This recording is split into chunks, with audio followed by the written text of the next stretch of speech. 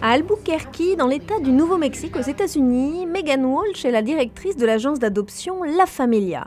Depuis 20 ans, elle aide et conseille des familles qui accueillent un ou plusieurs enfants de tous âges, de toutes origines. Je pense que beaucoup de familles éprouvent des difficultés lorsqu'elles adoptent des enfants d'une autre couleur, peut-être parce qu'elles n'arrivent pas à sortir de leur zone de confort.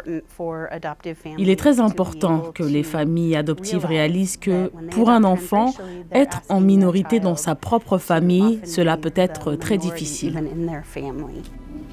La Familia place en moyenne 80 enfants par an, de 0 à 17 ans. Une adoption sur 3 est ce qu'on appelle interraciale, c'est-à-dire que les enfants ne partagent pas la même origine ethnique que celle de leur famille adoptive. Pour beaucoup de parents, au début, cela n'a aucune importance. J'ai choisi de m'adresser aux services sociaux pour adopter. Quand vous vous rendez à l'hôpital, vous ne connaissez que le prénom de cet enfant. Vous ne savez rien, mais vous êtes émerveillé de rencontrer votre enfant.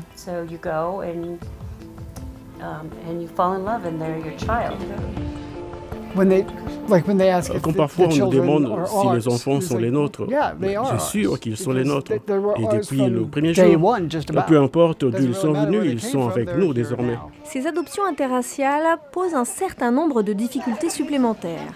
Dès le plus jeune âge, les enfants doivent apprendre la différence au sein de leur famille, comme aux yeux du monde extérieur. À 10 ans, il commence à remarquer que les gens nous regardent, que nous ne ressemblons pas à toutes les autres familles, qu'il n'y a pas beaucoup d'enfants noirs dans notre quartier. Les sentiments de solitude ou de manque d'intégration peuvent être exacerbés chez les enfants adoptés, surtout en cas de manque de mixité sociale.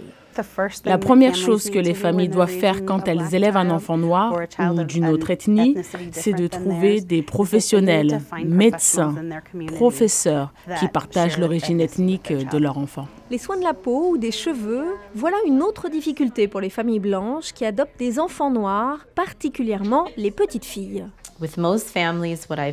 La plupart des familles viennent me voir pour me poser des questions sur les soins des cheveux, mais cela représente beaucoup plus.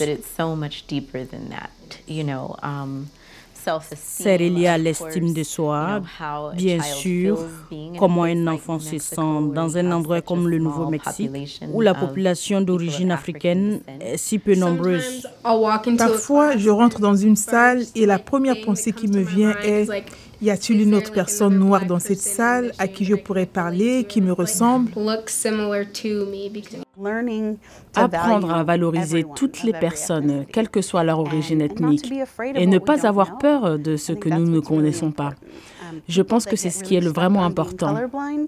Les parents qui ne veulent pas réaliser l'importance de la couleur de leur enfant ne leur rendent pas service, car ils ne leur apprennent pas à quel point ils sont merveilleux, tels qu'ils sont et essentiels à la société. Je te ressemble un peu.